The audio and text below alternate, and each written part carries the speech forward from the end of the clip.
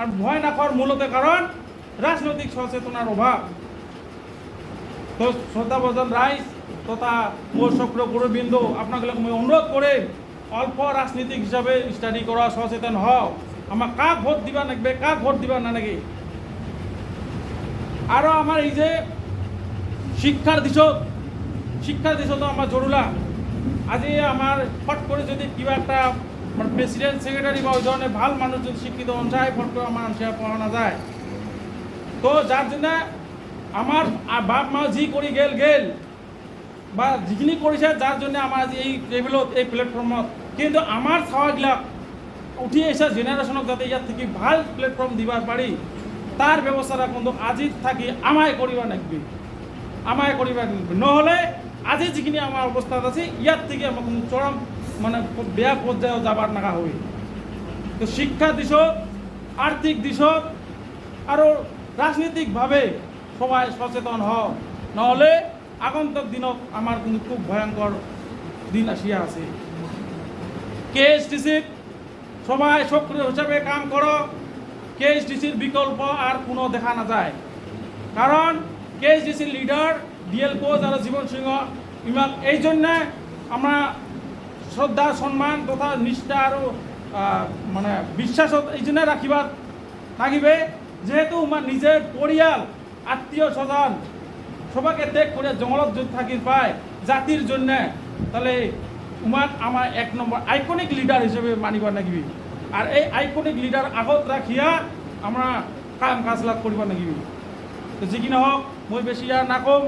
মই আশা করিম যতগুলা পুরোবিন্দু উপস্থিত হয়েছেন সবারে নিশ্চয় অভিজ্ঞতা আছে, সবারে জাতির সেন্টিমেন্ট আছে, যার জন্য এই সভাকে দেখা পাছ বা আইসা হয়েছে এই গরমের মাঝেতো।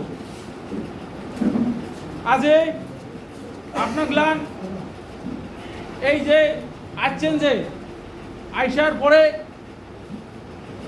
এই আজি যেটা আলোচনা হয়ে আছে সেই আলোচনাগুলা নিজের বলকত যায় প্রত্যেক আঞ্চলিক ভিত্তিত, আঞ্চলিক অলরেডি যেহেতু আমার সবরে আছে একটা ব্লকত, যেমন দতমা ব্লকত 6খান আঞ্চলিক, 1800 হিসেবে জয় করা আঞ্চলিক আছে ওই হিসেবে 6খান, তদ্রুপ কচুগাঁও, গোসাইগাঁও, তিতাবরে, মহামায়া, রূপসী, নিশ্চয় এগুলো রেডিমেড আঞ্চলিক আছে।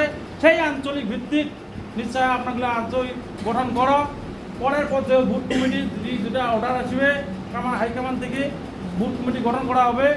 এই ধরনের কমিটি গঠন করিয়া যেগুলা নাকি ডিএল কোচ আর জীবন সারে খুঁজি আছে সেইগুলা প্রাপ্য যাতে গণতান্ত্রিক হিসাবে নরমপন্থী হিসাবে যাতে আমরা জোর দিয়া আনি দিবার পারি, তার জন্য আপনাগুলো সব রাইজকে দরকার পড়িবে। সেই দরকারের জন্য রাস্তাটা রাইজক আনার জন্য রাস্তাটা আমার কেএসডি থ্রু দিয়ে যাতে করা হয়, যার জন্য আপনাগুলো নিষ্ঠা আর সততা বজায় রাখিয়া কাম করিবেন। আর এই কাম বেশি দিন করিবার না লাগে, কারণ যেহেতু আমার স্যার মহোদয় অলরেডি আসছে আসাম মানে ভারতত, তো খুব কম দিনের ভিতৰত তোমার এগ্রিমেন্ট নিয়ে যেহেতু আমার মাজত আসবে, সেই এগ্রিমেন্ট ইমপ্লিমেন্টিং বা আমার ওই এগ্রিমেন্ট আমার এই কমিটির থ্রু দিয়ে করা হবে। তো হয়তো আশা করা যায় জীবন সিংহ ডিএল কোচে যেটা গছ গাড়ি ছিল সেই গছটা ফল দিবার সময় আছে, আর সেই ফলটা খুব কম দিনের ভিতৰত পাম। আজি আন্দোলন করিয়া অনেক কয়জনে আমার জেলত যাবার নাগা হয়েছে বা অনেক কয়জনে মারা শহীদও হল, কিন্তু শহীদ জেল যাওয়ার বিনিময়ত আজির দিনত আমার ওই মানে ইকুয়াল টু বিগ জিরোত আছি। তো এইবার আমার কেএসডিসির যোগে দিয়া নরমপন্থী হিসাবে কেলর কপি হিসাবে যি কামান দেওয়া হয় সেই কামানের উপর ভিত্তি করে লক্ষ্য রাখি আগন্তুক দিনত আমরা যাতে কাম করে যাবার পারি। আরও জীবন সিংহ আর ডিএল কোচের যেটা এগ্রিমেন্ট করিয়া আনি আছে সেই কামগুলা যাতে সুচারুরূপে পালন করতে পারি তারে কামনা করিয়া মোর ছোট বক্তব্য শেষ করুন। ধন্যবাদ।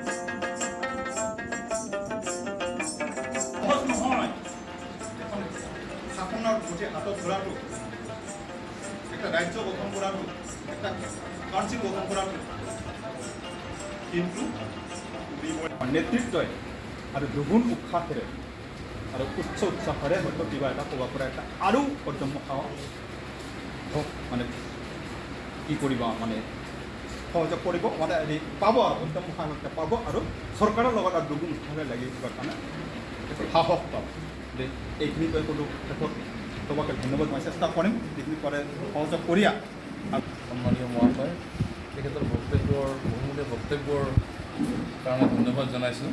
তেখেতে বক্তব্যত যিটো পলিটিকেল গেইন একচুৱেলি আমাৰ যিটো অৰ্থনৈতিক অধিকাৰ, সাংস্কৃতিক অধিকাৰ বা ভাষাৰ অধিকাৰ, এই সামগ্ৰিক অধিকাৰখিনি যদি আমি পাব লাগে তো আমাক ৰাজনৈতিক ক্ষমতা কিন্তু অত্যন্ত দৰকাৰ আৰু ৰাজনৈতিক ক্ষমতা তেতিয়া পাম যেতিয়া আমি এখন ৰাজ্য গঠন কৰিব পাৰিম আৰু এই ৰাজ্য গঠনৰ প্ৰক্ৰিয়াটোৰ কাৰণে আমি আজি চবে মিলি ইয়াত গোট খাইছোঁ।